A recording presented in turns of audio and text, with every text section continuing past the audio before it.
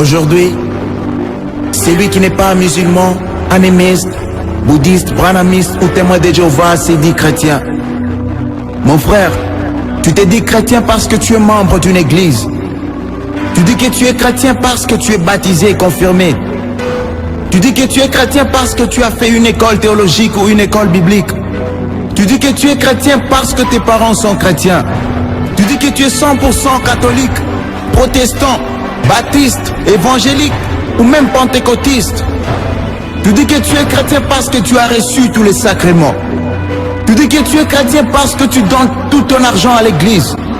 Tu dis que tu es chrétien parce que le pasteur dit que tu es un bon chrétien. Tu dis que tu es chrétien parce que tu chantes à la chorale. Tu dis que tu es chrétien parce que ton père est ancien au pasteur. Mais alors, tu es chrétien et tu mens en jurant au nom des dieux. Tu es chrétien et tu commets l'adultère et la fornication. Tu es chrétien et tu regardes des films malsains. Tu es chrétien et tu te masturbes. Tu es chrétien et tu fais la cour à tous ceux ou celles qui te plaisent. Tu es chrétien et tu ne recherches Dieu que les dimanches matins. Tu es chrétien et tu ne peux t'empêcher de voler au travail. Tu es chrétien et tu es connu comme bagarreur dans ton quartier. Tu es chrétien et tu es connu comme querelleuse dans ton entourage. Tu es chrétien et tu insultes tout le monde. Tu es chrétien et tu consultes les marabouts et les magiciens. Tu es chrétien et tu vas au village soulever les crânes de tes parents pour enlever la malchance. Tu es chrétien et tu frappes ta femme tout le soir. Tu es chrétien et tu te vantes du nombre de bouteilles d'alcool que tu peux prendre. Tu es chrétien et tu fais partie d'un cercle d'influence, Rose-Croix, Formation, Rotary et autres. Tout simplement parce que tu es assoiffé d'argent et de pouvoir. Oui, tu es chrétien, tu prends plaisir à faire ces choses et à les refaire encore sans regret. D'autant plus que le soir avant de te coucher, ou encore plus fort le dimanche matin, tu vas demander pardon à Dieu pendant les cultes. Et il te pardonnera parce que la chair est faible et l'esprit est disposé. Ça fait mal. Soyons sérieux. Dieu est-il devenu notre jouet? Crois-tu vraiment que le ciel est une poubelle où n'importe qui peut y entrer? Crois-tu que Dieu te demandera une carte de baptême à l'entrée du ciel? Crois-tu que Dieu comparera tes bonnes actions avec les mauvaises avant de décider de ton entrée au ciel? Crois-tu que Jésus est mort à la croix pour que nous continuions à pécher? Écoute un peu ceci. La Bible dit, tout homme est né pécheur et séparé de Dieu. Romains 3, 28. La Bible affirme que Dieu est saint et a en horreur le péché et que le salaire du péché c'est la mort. Romains 6, 23. Elle déclare encore que nous sommes sauvés de l'enfer par pure grâce, au moyen de la foi et non par nos œuvres, afin que nul ne prenne la gloire de Dieu. Ephésiens 2, 8. Cela peut dire que, quelle que soit ta bonne conduite, ta morale, ta philosophie, ta vie, pour Dieu tu es mort. La Bible dit encore que quiconque demeure en Dieu ne pêche plus. Quiconque pêche ne l'a pas vu et ne l'a pas connu. 1 Jean 3, 6. Au verset 10 du même chapitre 3 de l'épître de 1 Jean, il est écrit que quiconque est né de Dieu ne pratique pas le péché, parce que la sémence de Dieu demeure en lui. Il ne peut pécher parce qu'il est né de Dieu. Lorsqu'on parle de pratique, on parle de quelque chose qu'on a l'habitude de faire, ou alors qu'on fait au quotidien. Cela dit ce passage. Ce passage nous dit clairement que le péché n'est plus une option pour ceux qui sont des dieux. En d'autres termes, ceux qui sont nés de Dieu ne se plaisent plus du péché. Un chrétien n'a plus ce qu'on appelle familièrement péché mignon, car il mène une vie acharnée contre tout ce dont son père a en horreur. Que ce soit bien clair, Dieu ne peut pas enlever ce qu'on ne veut pas laisser. La seule chose qu'il nous demande, c'est faire notre part, c'est-à-dire prendre les dispositions pour ne plus tomber dans les mêmes situations, tout en comptant sur lui et sur le Saint-Esprit, ôter complètement ces péchés qui étaient pour nous une obsession. Ne te laisse pas convaincre par le diable qui veut te faire croire que tu ne peux pas vivre sans commettre tel ou tel péché. C'est faux. Dieu serait-il devenu un menteur? Crois-tu qu'il puisse nous demander de faire quelque chose qu'il soit impossible? Lui qui est Dieu et qui nous aime. Beaucoup de gens ont vécu dans ces mensonges, mais lorsqu'ils ont pris la décision de changer de camp et d'abandonner, Ils ont fini par comprendre que ce n'était pas une mission impossible, car Dieu avait fait sa part. Tant que tu trouveras des justifications pour tes péchés, tu seras toujours la même personne, tu ne changeras jamais. Y a-t-il un espoir? Oui, gloire soit rendue au Père, qui a donné son Fils unique, afin que quiconque croit en lui ne périsse point, mais qu'il ait la vie éternelle. Jean 3,16. Jésus-Christ est la lumière, mais à tous ceux qui l'ont reçu et à ceux qui croient en son nom, elle a donné le pouvoir de devenir enfants de Dieu. Jean 1,12. Encore un autre mot, devenir.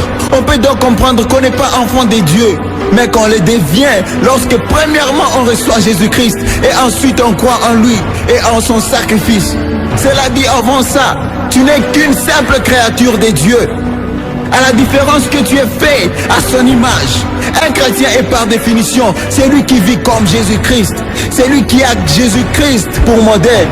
Jésus lui-même a dit à ses disciples qu'un bon arbre ne peut produire de mauvais fruits et un mauvais arbre de bons fruits. C'est par leurs fruits que vous les reconnaîtrez.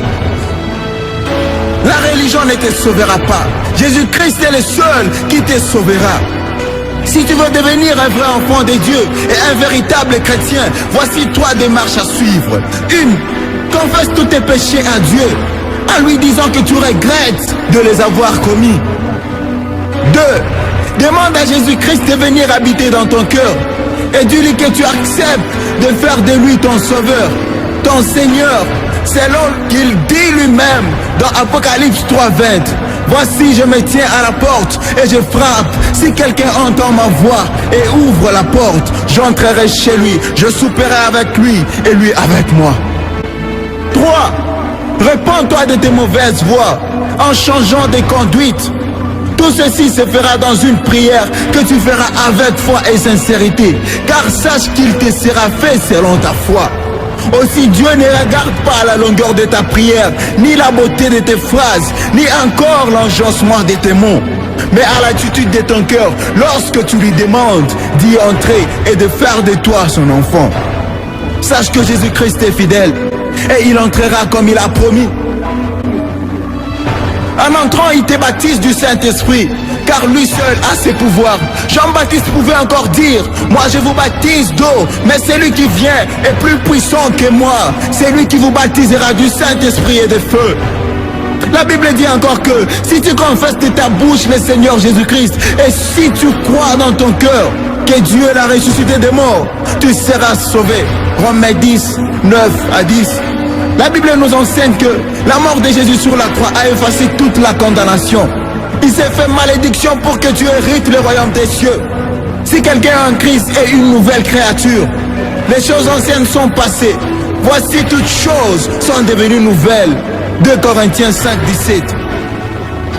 Si tu es vraiment sincère dans ta repentance, Dieu honorera ta prière. Souviens-toi que tu es une personne différente et que les autres doivent voir la vie de Jésus en toi et glorifier Dieu. Nous devons ajuster notre conduite à notre nouvelle position en Christ, assis à la droite de Dieu. Nous sommes tombés d'accord avec Dieu en ceci, quand nous s'il y a des mises à mort et des renoncements à effectuer, pour que notre caractère et notre comportement se calquent sur ce que nous sommes. Cependant, il peut arriver que dans notre marche avec Dieu, que nous commettions des péchés involontairement. Lévitique 4.2. Ce n'est pas le moment de se décourager ou de culpabiliser, parce que la raison pour laquelle Jésus-Christ est mort et nous aider à prendre un élan nouveau, un souffle nouveau dans notre communion avec lui. Maintenant, agis en conséquence. Parle à Dieu chaque jour par la prière. Jean 15, 7. Lis la Bible chaque jour. Acte 17, 11. Obéis à Dieu moment après moment. Jean 14, 21. Témoigne de Jésus par ta vie et par tes paroles. Matthieu 4, 19. Jean 15, 8. Fais confiance à Dieu pour chaque détail de ta vie.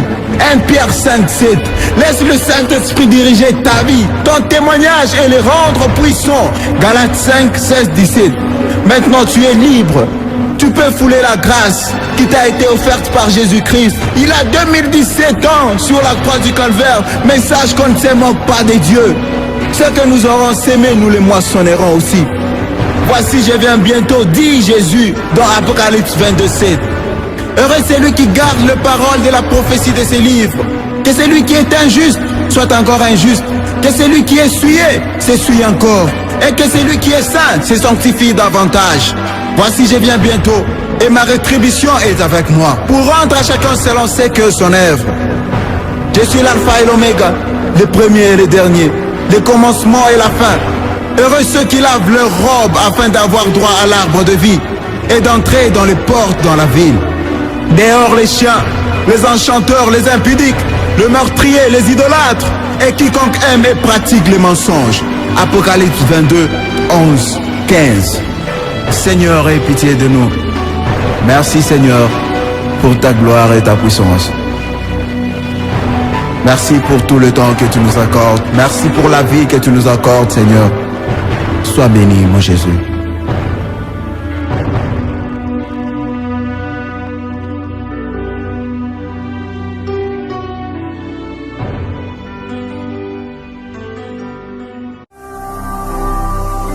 Ne manquez pas de vous abonner à notre chaîne YouTube Jésus-Christ TV, en cliquant sur le bouton s'abonner, juste au bas de la fenêtre de cette vidéo.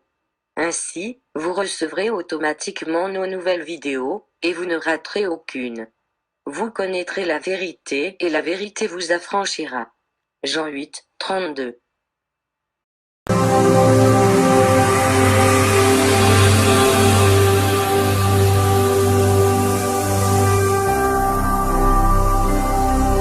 Jésus-Christ TV, vous connaîtrez la vérité et la vérité vous affranchira.